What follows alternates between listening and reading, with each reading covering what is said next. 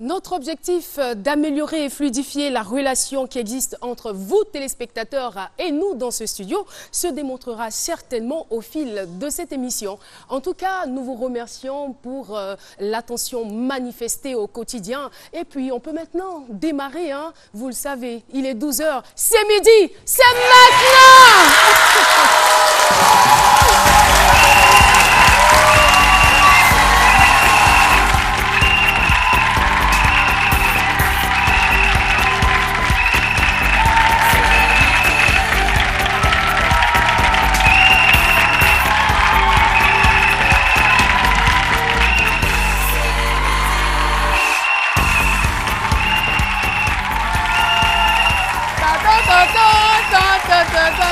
C'est midi. Oui, c'est midi, c'est maintenant. Nous sommes heureux. C'est avec un grand bonheur que nous vous accueillons et certainement que vous nous recevez chez vous à la maison. Eh bien, nous avons un public varié, des femmes, des hommes, des enfants, des jeunes. Oh là là là là. Merci. Oh là là. Merci beaucoup. Merci beaucoup, vous pouvez vous rasseoir, elle est trop belle la vie, oui. Ah oui. Et autour de cette table, vous allez les découvrir au fur et à mesure. Je vous présente à ma droite, Lynn Jabert. Bonjour Caroline, oui, bonjour, on a un chaleureux et charmant public, ça va très très bien. Et ça se voit. Le public est magnifique, je fais gros bisous aux enfants qui sont là.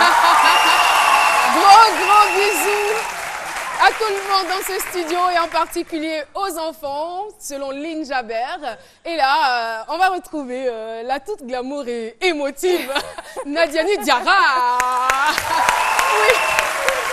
Non, tu ne vas pas nous faire le coup, hein. Tu ne vas pas pleurer. Hein.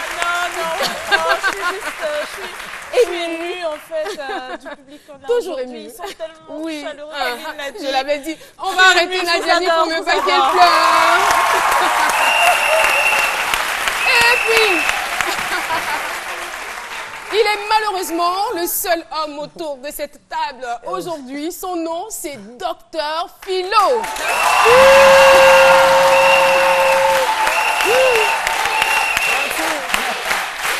Oui.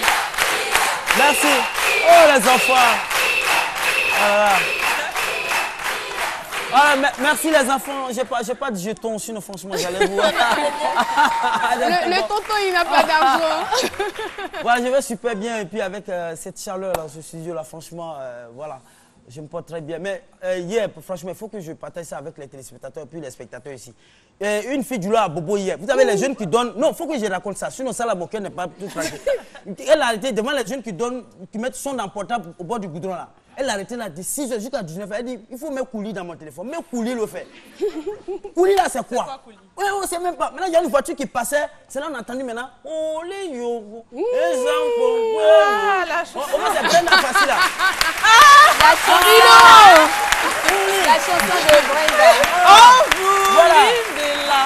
Lisez là. Elle a dit coulis. Il faut souvent faire la différence entre la mélodie et le titre de la chanson. C'est clair. C'est très important. C'est voilà. clair.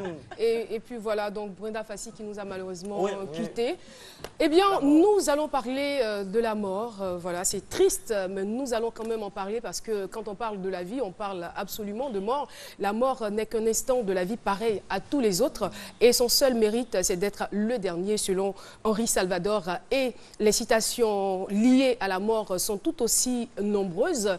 Mais aujourd'hui, nous voulons particulièrement nous adresser et nous intéresser à ce fait-là, c'est-à-dire de perdre un être cher. C'est quelque chose que personne n'a envie de vivre. Ça nous tétanise, on n'a plus envie, on n'a plus la force d'agir. On se demande si on peut retrouver la force de pouvoir affronter la vie. Ce sont des moments très, très difficiles et nous profitons donc de cette occasion pour souhaiter nos condoléances à toutes les personnes qui se retrouvent dans cette situation. Mon père meurt 2 jours avant notre première rencontre. C'est le thème du jour. Je vous laisse tout de suite en compagnie de Dr Philo pour son analyse. Oui, merci. Car comme tu l'as dit, elle est là-bas. Ah, ça, non. Comprenez. Non, la mort. Non. C'est le seul gars qui peut rire de la mort. Non, mais franchement, je ne ris pas de la mort, mais je me dis que c'est le destin, quoi. On ne peut pas échapper à la mort, quel que soit ce qu'on va faire. C'est notre destin le plus sûr. C'est notre destin le plus sûr. C'est vrai. Moi, je peux dire, je peux finir de parler tout de suite dans la 5 minutes après. Non, non, ça ne va pas arriver, s'il te plaît. Mais si ça arrivait, j'allais prendre ça avec amour. Touche du fer, touche du fer, touche du fer. Non, généralement, on dit touche du bois. Non, toi, tu dois toucher du fer parce qu'on ne souhaite vraiment pas que cela arrive. Non, mais c'est pour dire que quelles que soient nos croyances religieuses, spirituelles ou autres, l'amour, ça va arriver à tous les coups, quoi, au fait. Et puis, bon, puis on a peur de la mort, c'est ça aussi. Mais bizarrement, en même temps qu'on a peur de la mort, on a envie de regarder les films où on tue les gens dedans. Oui, c'est vrai, quand il y a un film d'action, là, c'est pas ce qu'on aime. Nous, quand on était petit dans les vidéoclubs, ou quand on va... Les westerns. Voilà, les westerns. Souvent, même quand tu vas demander le titre... Qui est le brave? Il va tuer qui? Il ne meurt jamais. Il ne meurt jamais. On aimait regarder ça. Souvent, quand tu vas voir le propriétaire du vidéoclub, tu dis quel est le titre du film? Tellement il veut que les gens rentrent, mais il dit que le titre du film, c'est le tueur tué dans la tuerie de ceux qui ont tué les tueurs tués dans la tuerie. Tout le monde, on peut rentrer pour y aller. Voilà. Non, on n'a pas envie. Voilà, la mort, ça va arriver. Même fou, même. Quand fou traverse goudron là, écoute pas. Quand vous allez, les mamans, quand fou traverse goudron là, fou même quand bus arrive, fait ça. Oh, toi tu es fou bien. Lui m'a dit au chauffeur, mais tu es fou bien. Donc ça veut dire que la mort, franchement, on a peur. Puis c'est les femmes beaucoup qui ont peur de la mort. Puis nous, on a qu'à éclater dans le studio là, tu vas voir tout. C'est les femmes qui ont crié, ouais. Donc je voudrais dire à ce jeune là que c'est à cette personne là que c'est le destin, qu'il accepte. Il faut prendre la vie du bon côté. Souvent le bonheur, c'est comme ça. Quand le bonheur arrive net, souvent, parfois même on se dit parfois, est-ce qu'il faut aller tendre vers le bonheur? Parce que tu dis quoi? Si ça arrive et qu'il y a un malheur derrière, on se dit bon. Peut-être que ce bonheur-là ne devait pas arriver. Moi, je connais un jeune qui a passé le bac 8 fois. La 9e année, quand il a eu le bac net, quand il a pris son relevé, les notes, quand il a traversé le groupe, bon, il est mort. Voilà. On s'est dit, bon, pourquoi les femmes là sont là? Mais pourquoi il a eu le bac là même? S'il n'avait pas eu le bac là, ça n'allait pas arriver. Et qu'il accepte. Attends, c'est réel ou bien c'est ton c'est réel. À ton avis, c'est la réalité. Ça vient de Bon, docteur. peut-être qu'on ne se croit pas. C'est Je vais te jamais dire que... Ça sort de ton laboratoire. Non. Je vais te dire que c'est réel dans la réalité. Tu vas croire maintenant. D'accord. C'est réel dans la réalité. Qu'il accepte et qu'on a tous un père commun qui est Dieu. Il n'a qu'à rester là, il n'a qu'à suivre. Et puis, bon, Dieu Il est va. spirituel, hein, Philo. Voilà. Et même lui dire que sa mère est là, s'il n'a pas profité, s'il n'a pas bénéficié des enseignements de sa mère, qu'il profite aussi, non, de son père par exemple, qu'il profite aussi on te remercie. De toutes les façons, il sera là, donc tu auras tout le temps de lui donner des conseils. Merci, on applaudit très fort, docteur Philo. Avez-vous déjà perdu un être cher sans l'avoir connu? C'est la question que notre équipe de reportage a posée dans la rue. On regarde, on écoute. Évidemment, j'ai déjà perdu un être cher sans l'avoir connu. Mon grand-père, je ne l'ai pas connu. Le papa de ma maman. Voilà, bon, en tout cas, j'ai entendu parler de lui, mais il ne l'a pas connu. En tout cas, bon, il a fait les merveilles. En tout cas, ça m'a fait trop mal, quoi. Ça m'a touché beaucoup. Parce que j'ai vu ses photos, on dit que c'était un guerrier, mais il n'est pas connu. En tout cas, ça m'a beaucoup touché. Mon grand-père, c'est quelqu'un que j'aimais particulièrement. Je ne l'ai pas connu, il a été rappelé à Dieu, ça fait une 40aine d'années. Ça fait toujours un sentiment de tristesse, mais ainsi va la vie. Mon nom, Passy Nipa, que je n'ai pas connu, mais dont j'ai vu la tombe. Et que chaque fois que je vais à Tanda, je passe balayer la tombe, je passe... parce qu'on m'a parlé beaucoup de lui. Il était militaire à son temps à la GATL. Et il a fait un accident en venant du travail de l'aéroport. Et bon, mais c'est resté en mémoire.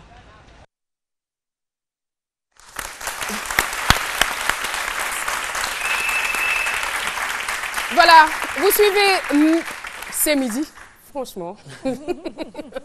J'ai failli me retrouver 7 ans en arrière. Mon père meurt 2 jours avant notre première rencontre, c'est le thème du jour. Et notre invité témoin va nous rejoindre tout de suite. Son nom, c'est Guiro Yannick, que je vous demande d'applaudir.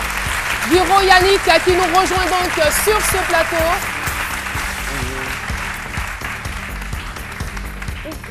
Alors... Guiro, bonjour. Bonjour, Carole. Et merci d'être présent sur notre plateau. Merci. Franchement, le thème, quand on l'écoute, quand on le lit, ça nous fait frémir. Alors, j'ai rencontré, sinon mon père meurt 2 jours avant notre première rencontre. Cela voudrait dire que vous ne l'avez pas connu. Non. Vous ne l'avez pas connu. Non, je ne l'ai pas connu. Voilà. Mais comment se fait, je veux dire, comment est-ce que vous êtes parvenu ou comment est-ce que la séparation s'est faite? Bon, la séparation s'est faite, je pense, le jour de ma naissance. Hein. Le jour de votre naissance. Voilà. Le jour de ma naissance, quand ma maman était tombée enceinte de moi, il y a eu des choses qui sont passées entre eux, que moi je ne sais pas peut-être. C'est comme ça que mon papa s'est éloigné de moi. Voilà. Ce qu'il m'a dit ma maman, elle m'a dit qu'elle était allée chez ma grand-mère paternelle. Bon, comme elle était habillée comme les jeunes filles, donc ma grand-mère l'a chassée. Et c'est comme ça que ma maman, elle est du caractère, elle est dure de caractère. C'est comme ça qu'elle a pris sa route, elle est partie. Elle s'est sentie vraiment frustrée, hein, voilà. donc elle est partie. Voilà. Et c'est comme ça qu'elle est partie, c'est comme ça que je pense que je n'ai pas revu mon papa. Voilà. Donc c'est un peu ça, c'est comme ça que ma maman s'est retirée de mon papa. Mais quand vous avez, je veux dire, quand vous avez commencé à grandir, est-ce que vous avez cherché à savoir qui était votre papa, où est-ce qu'il était, tout ça? En ce moment, je n'ai pas cherché à savoir qui est mon papa, parce que je portais déjà le nom de quelqu'un d'autre. Voilà, je portais déjà le nom de quelqu'un d'autre. C'est-à-dire? C'est-à-dire quelqu'un que moi, pas un membre de ma famille même. Voilà. Pas même mon père adoptif. On m'a collé un nom de famille. C'est juste ce nom-là que moi, je suis allé à l'école. Voilà, donc moi, chez moi, c'est mon nom de famille réel. Mais qui était Adiko. Adiko. Voilà. Donc je m'appelais Adiko Yannick à l'école. Donc c'est au fil du temps, quand j'ai commencé à grandir un peu, que j'ai ma tante qui m'a tenu informé à travers une émission que j'ai une cousine. Essayez de donner un peu de la voix parce qu'on ne vous entend pas par très le biais bien. de ma cousine, c'est ma tante qui m'a montré cette fille-là à la télé une fois et qui me dit, c'est ta cousine qui est là. C'est ta cousine, c'est-à-dire côté paternel. Côté paternel. Pourtant, vous n'aviez aucun lien avec vos parents paternels. Paternel, aucun même. Donc, c'est comme ça que je me suis mis à réfléchir un peu. Donc, j'ai constaté que maintenant que le nom que je porte, ce n'est pas le nom qui est attribué à cette fille que je vois à la télé. Donc, Adiko, c'est un pays à Thiers. Hein. À Thiers. Votre maman aussi, voilà. Elle était à Thiers? Non, non. Elle est à Bigi, de Sikessi. Voilà. Donc, c'est comme ça que j'ai commencé à prendre conscience que le nom que je porte, ce n'est pas réellement mon nom de famille. Voilà. Et dès que vous avez cette information, qu'est-ce que vous faites? Je suppose que vous avez une piste, donc vous entreprenez les démarches qu'il faut pour retrouver votre papa. Oui, vraiment, les pistes étaient vraiment floues, c'est brouillé même. Parce que je me suis mis en prière et j'ai commencé à dire au Seigneur de me donner, d'ouvrir les voies pour que je trouve ma famille paternelle. Parce que c'est important dans la vie de tout homme, de trouver là où il vient. Important en tout cas. Donc c'est comme ça que je me suis mis en prière. On a des photos de votre papa. Oui. Voilà. La ressemblance est flagrante. Hein. Donc c'est comme ça, avec ma prière, il y a eu mon oncle qui m'a envoyé dans un camp de prière au Ghana. Et c'est comme ça que je me suis mis à prier. Donc, je veux dire, la prière a certainement été exaucée, ou non? Oui, exaucée. Exaucé, même si je suis arrivé un peu tard, mais exaucé au moins. Voilà, au moins j'ai connu au moins les membres de ma famille paternelle. Donc je pense que la prière était exaucée. Mais en dehors de ce premier témoignage, on va arriver à votre rencontre. Hein. En dehors de ce premier témoignage, qu'est-ce que votre maman disait de votre papa? Il était quel genre d'homme?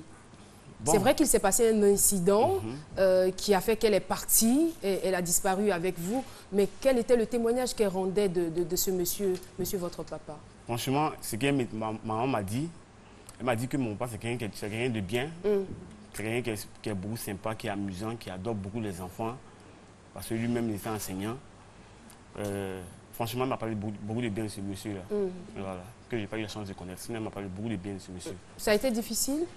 Oui, très difficile même. L'absence de ce papa? Très difficile même. Et jusqu'à présent, c'est encore difficile pour moi. D'accord, on y reviendra. Philo? Oui, j'ai envie de demander à vous entendre parler. On a l'impression que vous avez tenu tellement à voir votre père à tel enseigne que vous venez sur un plateau de télé pour en parler. Oui. Votre maman, quel a été son rôle à l'absence de votre père? Qu'est-ce qu'elle ne vous donnait pas que votre père aurait vous donné, par exemple? Aurait pu vous donner. Aurait pu vous donner, pardon. Bon, vraiment, je peux dire que je n'ai pas connu connu l'amour maternel de ma maman parce que j'ai grandi avec ma grand-mère. Voilà, maman m'a laissé avec ma grand-mère. C'est avec ma grand-mère que je fais mon enfance. Donc ma maman même, à peine même que je l'appelais maman.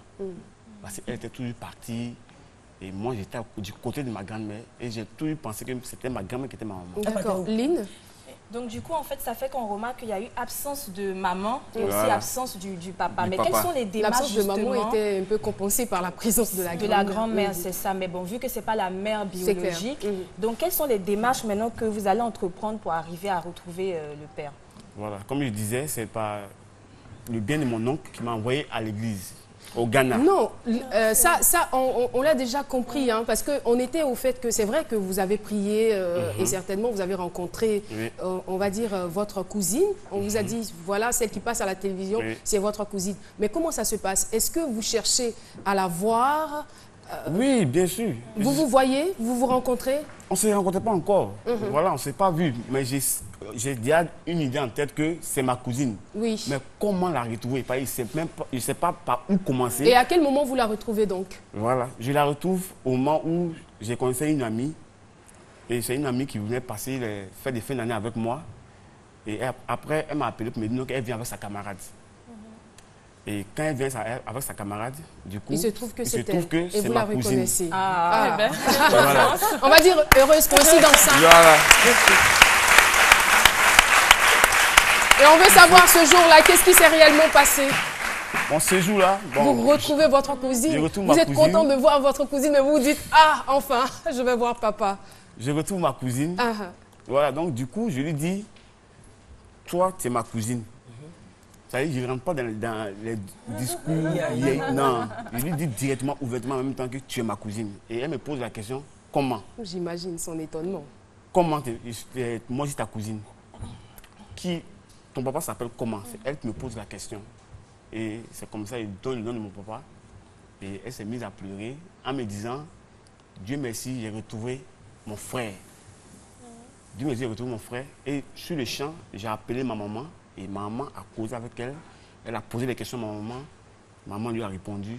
Et c'est comme ça que c'est... On est pressé de savoir la suite. Hein. Et c'est comme ça que c'est parti. Voilà. Donc... Elle vous conduit certainement vers votre père? Non, non. Oh là! Elle ne me conduit pas vers mon père. Et je lui ai dit, le lendemain, je lui ai dit, est-ce que je peux avoir une photo de mon papa? Parce qu'on ne sait jamais, peut-être je peux le faire dans la rue. Bon, est-ce que je peux avoir une photo de mon papa?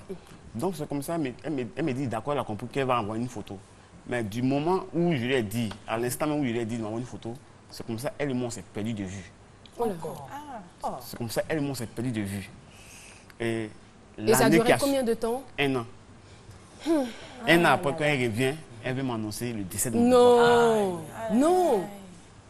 C'est 1 an après, elle vient Elle m'annoncer vient vous annoncer le décès de votre papa. Voilà. Et là, quelle est votre réaction?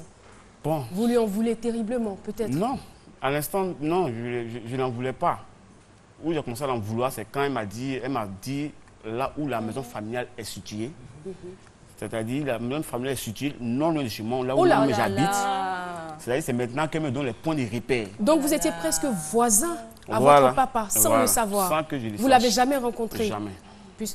Puisque vous ne le connaissiez pas. Voilà. Peut-être par rapport à la ressemblance. Voilà. Ah.